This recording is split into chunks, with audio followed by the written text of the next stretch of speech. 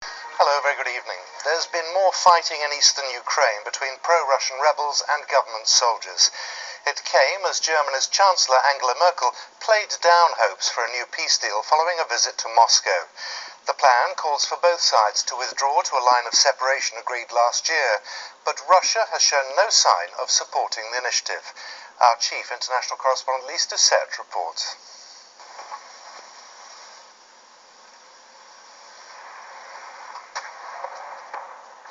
And so diplomacy has ratcheted up.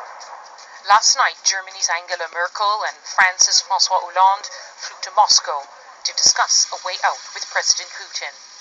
Today, back in Germany, the Chancellor downplayed the prospects for peace. It is uncertain whether they will be crowned a success, but in our view it is well worth our while to make an attempt. We owe it not least to the people in Ukraine affected by this crisis. Under new proposals, the rebels who've been advancing in recent days would pull back to a so-called separation line agreed last September. What would President Putin be willing to accept?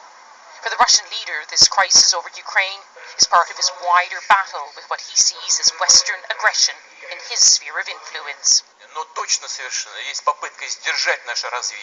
There is an attempt to restrain our development, to make people accept an existing world order headed by one leader.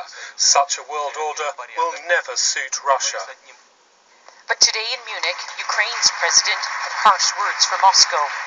I take with me the passport and military ID of Russian soldiers, Russian officers who were come to us and leave it together with that.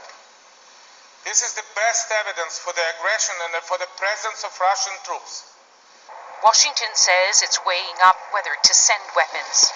Much of Europe, including Britain, is warning against it. On Sunday, the key players will talk again by telephone.